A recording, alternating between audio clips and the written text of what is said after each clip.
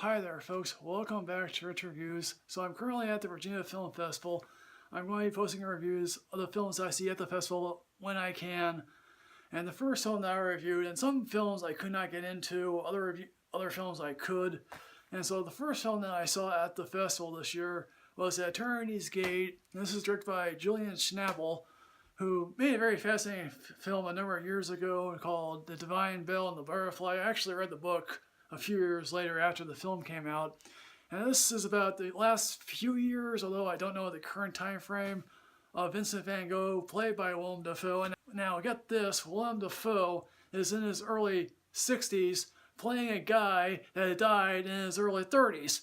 But clearly you get the sense that yes, life was hard back then. People didn't bathe, they didn't brush their teeth. They had a hard scrabble life, and some of them didn't have time to bathe.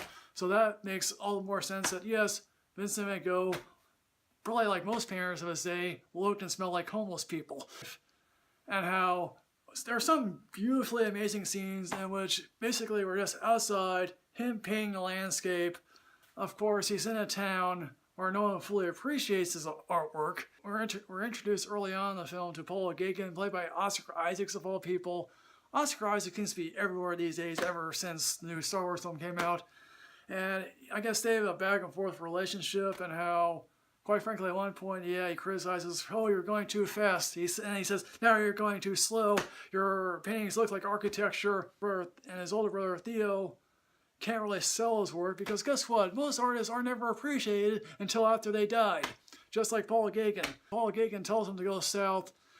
And also, yes, we go into some detail about how he meets across this one person called M, a lady named M, for all we know. He gave her a ledger of his sketches. Now, it's interesting to note that in the final thing in this film, there's a postscript that says, oh yes, we found the ledger of the scripts only a couple of years ago, so that's even fascinating. Now, I always find it hard to clearly understand what is going on in the mind of a painter. I mean, how do you transcend the artistry in that in itself? There was also one scene where he's harassed by a school teacher and the children for discovering that he's a painter, and the school teacher basically sort of chides him for saying, oh, this is not really painting, this is not really art. And of course, quite frankly, how would you take that? And he reacts not in a very positive way. The town that he's at, he gets beat up by numerous amount of people.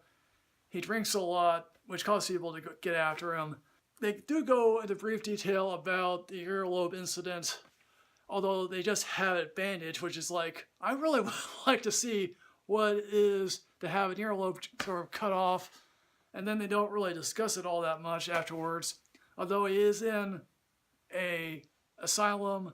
There is one scene where he's in the asylum and where he talks to a priest played by Matt Mikkelsen, explaining how, yeah, he could have been a priest all those years ago, how Jesus himself really wasn't discovered 30 or 40 years later after his death, which I guess goes to showing how much people are discovered after they died. Clearly one scene in which you're boxed in, I don't know how to describe the scene in which basically they're pouring water over their heads.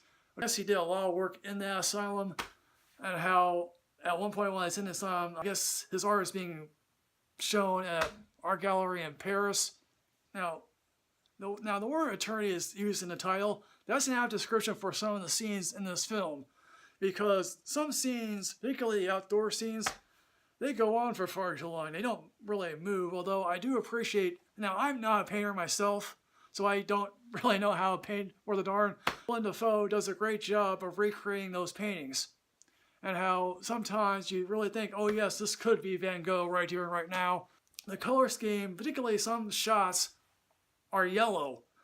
This film, there are some slow moments, and it almost put me to sleep on occasion, but when I was awake, I had my full attention to this film here. But then there are a couple of moments where the screen goes dark, and then he speaks in a monologue tone. And how would it be to know that your artwork gets sold years down the line because people respect you more when you're dead? The film will strictly play for the art house crowd. I don't know how much the mainstream film community will actually like this. So folks, in the end, what I'm about to say about At the Eternity's Gate, although that's a title I don't really understand, what I'm going to say is that I'm going to give this a matinee rating because, quite frankly, there are some effective scenes, even though sometimes those scenes go by slowly. What did you think about Attorney's Gate? Did you happen to like this one? Did you not happen to care for it at all? Please put that in the comment box below. Everything in the comment box below is always wonderful. So, folks, like, comment, subscribe, write yourself of knowledge. I'll be back for the next film for the Virginia Festival after I see it. Thank you all, folks.